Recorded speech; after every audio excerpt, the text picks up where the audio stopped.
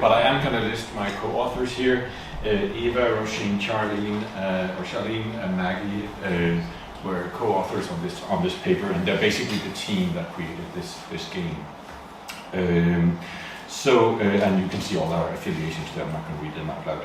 I'll just make a quick note of content advisory. So we don't have any explicit content in this game, but we will be talking about child trafficking and exploitation, including sexual exploitation and coercion. So no details, but these are the topics. So just if you're sensitive about these things. We also have a fictional but realistic conversation between fictional children and a fictional player-controlled counselors working for Child Helpline. So just a trigger warning there. It's a collaboration between my company, I think you probably all know by now, sorry to keep bringing it up, but anyway, there we are in the middle. We are working with Child Helpline International, which is a non-profit organization based in the Netherlands, and they're an umbrella organization for child helplines, which are these helplines that distressed kids can call. And they have a lot of members, I think about 140 members all over the world. And so their members are the child helplines. And the child helplines then have child helpline counselors, which are the people who take the calls from the kids. So they had UNICEF funding to help develop a training curriculum. How does conflict facilitate trafficking in human beings? There's economic desperation. Suddenly people's livelihoods are gone. They might be forced to move as part of it because of the war, so displacement, disruption. Also, suddenly the rule of law is suspended. There might be just no regular sort of police to protect people, and also discrimination that can play a factor as well. Also, there's basically. This problem is quite well understood. There's a sort of a breakdown there that you can see. There's 4 different purposes, typically for trafficking in human beings. Sexual exploitation is one of them, and that they had analyzed. You see in the black box there what evidence was there of that happening on the back of the war in Ukraine. And you can sort of see there's a little bit, some direct and some indirect evidence there that they wanted to address. Forced labor, also another type of exploitation, that can happen. This could be for agriculture, construction, other types of work. So pretty heavy material. Child soldiers, there's some evidence of this happening. Also, not a huge amount, I think, but still some. Organ trafficking is the last and 4th one. There's no evidence of that happening in Ukraine, fortunately. So those are just sort of a few, to give you a little bit of context, for the understanding of the context for this project. There's a lot of indicators already, so training material that's being used for the helpline counselors to learn how do we spot signs of trafficking, because kids that are being trafficked are normally conditioned not to reveal it by their trafficker. But there are signs that the helpline counselor can look for if they know what they are. And in addition to that, they also have to conform to local laws. For example, there's some countries that have laws that prescribe under certain conditions the helpline counselor is obliged to inform the local law enforcement, for example, and so on. So all of these things, they play into this training that the child helpline counselors need to receive. So our concept was essentially to have an interactive story simulating a conversation between a helpline counselor and a child calling the helpline. Some of these calls are voice calls, but we didn't want to do that. It was too complicated, too expensive, and hard to do in a convincing way. So we made it a web chat, sort of a WhatsApp chat, which is also a form that the kids interact with child helpline counselors. And our game was based on anonymized transcript of actual conversations between children and counselors. So we got transcripts from the members of our NGO partners of transcripts that they had with kids, and so we used these anonymized to create stories that were believable, and could have happened in the real life. So we have a pretty simple underlying structure, narrative branching with choices of different qualities. So as the helpline counselors, you have to choose from a list of options what to say. Some of these choices they're a different quality, but we try to make it not too obvious what's the good and what's the bad choices. Learning objectives specifically here, make sure that the counselor has adequate verbal communication, can build rapport with the child, can demonstrate empathy, warmth and genuineness, trying to help the child reframe negative thoughts and feelings, try to identify and understand what this child is facing in their daily life, what are the problems that this child is encountering, and then help use problem-solving techniques to help the child solve these problems, and then to identify child abuse, exploitation, and violence, and act accordingly. So we have 3 stories, so 3 different children that you encounter in this game. First one is Andriy. He's a 16-year-old Ukrainian boy. He's brought to the UK with promises of a job, so he is in the UK. When you talk to him, he finds himself working long construction shifts. He has no access to his earnings, and he blames himself for the situation he's in, and he feels hopeless. So you have to talk to him and try and help him using those principles I had on the previous slide. As a counselor here, you must earn his trust, learn about the situation, and then try and help him find a solution, some steps he can take. And in this case, that is to help him contact a direct crisis line for young people. So you're finding out how to help him the best way, and in this case, that's the best way. So I'm kind of spoiling this story a little bit now. but you see, we have 2 more, right? But you can kind of see the format here. We have the kid on the left, Andrew. We have a little icon for him, and you can see how he types. He types in a way that is intended to be believable, how a kid would actually type, so it's not grammatically correct, he's dropping apostrophes, all this kind of thing. So we try to make the characters believable in their interaction, and here we are playing, what's her name here, Natalia, and so we have to choose from one of these 4 options you see on the screen there, and we have to choose what we think is the best one, according to our principle and according to local legislation. Here's another one, Ilya. He's also a Ukrainian boy. He's in Germany with his mother. They have a landlord who was nice initially, but is now becoming quite nasty, and he's trying to deal with this situation. The last one here is, I'm going to skip past these, is Olga, who's a 15-year-old Ukrainian girl who met her boyfriend, Mike, playing a video game. They've never met in person. He's a lot older, and he was very kind to her at first, sending small amounts of money to her family. And then she convinced him to he convinced her to send nude photos, and now he's exploiting her, pressuring her to send more photos, otherwise he's going to release the one she sent already. It's a nasty situation also, so we have to help Olga in this case doing that. So I can give you a quick demo. I appreciate I don't have much time, so I'm going to make this very quick. So you have to choose, are we playing Ilya or Olga, because I spoiled the one with Andrew. Ilya. Okay. So we can play in English or Ukrainian, so we can play in English, unless anyone really wants Ukrainian. Okay, so here is Ilya.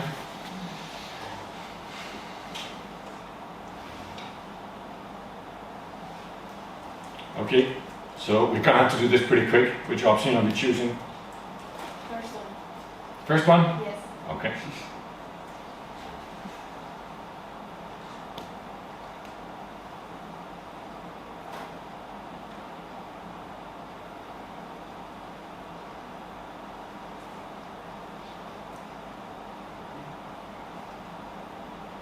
So, he's silent. What are we going to do? Last one. Last one? I'm still here. Okay.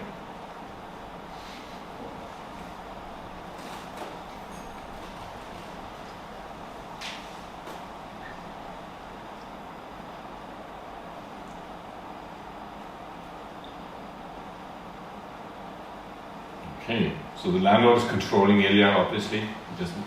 He has to hide his phone from the landlord. Okay, which one? I hear you, Ilya. What would you like to chat about today? 2? Okay. Yeah.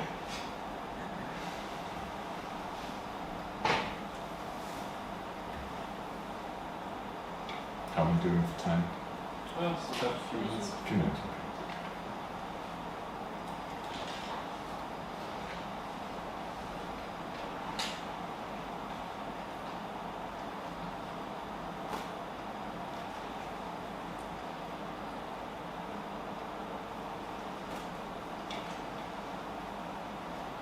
Okay, The first. the first one? It's me and you playing. I know, right? Let's see who wins.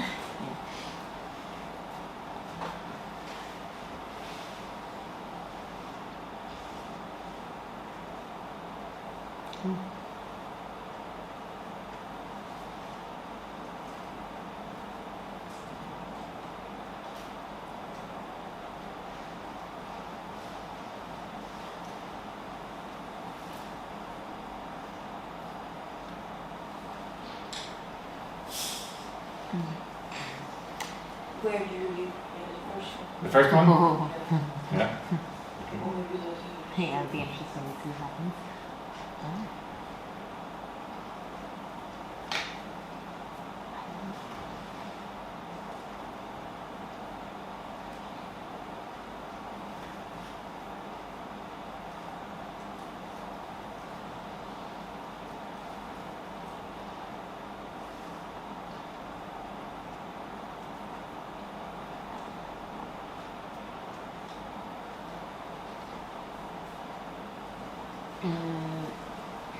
Let's pick number 3. Maybe you should contact some people that have more time. Can we do that? Yeah. Yeah, let's see what happens.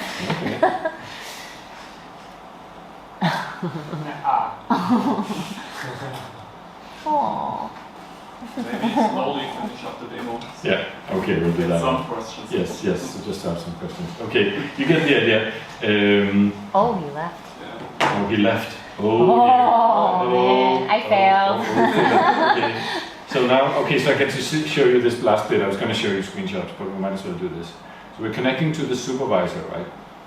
So she's our supervisor, this person. She's sort of looking after us and giving us feedback. I feel terrible. I failed, Ilya. Yeah. Yeah, so we failed him. Failed. Oh man, he hung up on us terrible. Yeah. Okay, I understand. I also think the chat. Well, that's a nice way to say it. Okay, so basically now she's going to take us through the chat one at a time and talk about what we did and what we did that was good and what we did that wasn't so good. Right? So we introduced yourself first, that was great, and then we were trying to build rapport. So basically she's helping us reflect on the choices we made. So I'm going to hop back to the other one here, just so to wrap up. So we talked about the supervisor already. You see her here. We talked about her in the paper too. You can see more details there. So a couple of design considerations before we wrap up. So we have 4 options most of the time. A typical number is 3 for these types of experiences, but we felt 4 gave us a little bit range. We have some choices that might look okay at the surface, but they have flaws that mean they're not actually good practice. For example, if the language isn't easy enough to understand, or they present blaming. So for example, in the case, if we had asked Ilya, have you thought about how your mom must feel, for example, that could make him feel bad, which is not what we want in this situation. Counselors might also be bound to break confidentiality, so you have to be aware of this also. So there's some cases where you have to make that choice correctly also. So it's being deployed, the game now, by Child Helpline International to train helpline counselors in Eastern Europe specifically, and we're talking to them about translating to more languages. So obviously we only have 2 at the moment, and also potentially to other regions, because some of these things are region specific as well. So that's it. Thank you from me and from my co-authors, who unfortunately couldn't be here today, but they're here in spirit. So thank you.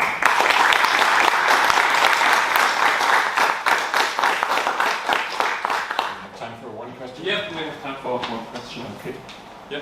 And well, I can always ask you later for somebody else, but just question. So I really love the reflective feedback on it, and also that it's so immediate, because I think that's so important when it comes to learning, having that immediate feedback following the learning. But question for the chat. So you chose to do this on an intranet, pretend it's an internet chat. Is there a reason you did it as an internet chat as opposed to like a phone chat? Like if you were just texting with somebody, is there a reason for that, or was that not even a consideration? Because I feel like it could also work as if you're doing a phone chat, It could be a phone chat. Yeah, I think there was a reason. I'm trying to remember exactly what it was, but they do use these web chats, because they don't necessarily. The kids don't necessarily want to reveal their phone numbers, that kind of thing. So there are some privacy considerations. The design that you saw is also intended. I showed it in a web browser on the laptop here, but it actually looks quite like a WhatsApp. If you play it on a mobile phone, it's designed for that as well. Yeah. Oh, Thank you. okay. One question. That's the last one. The 2 of us. So does it have any audio with the game? No. We spend a lot of time on the little dots and basically updating. So it's written in ink. I don't know if you know the ink language, but it's written in ink. But it's an extended version that we're using that allows us to make those delays And I think it kind of works quite well. You can see he's typing, oh shit, he's not typing anymore, right? And so, and he's always left the chat, and you go, oh no. So that kind of, I feel that works. Yeah, because the UX of the visual tool is very good. I was like, maybe someone Okay, thanks for your presentation on such an important topic. Thank you.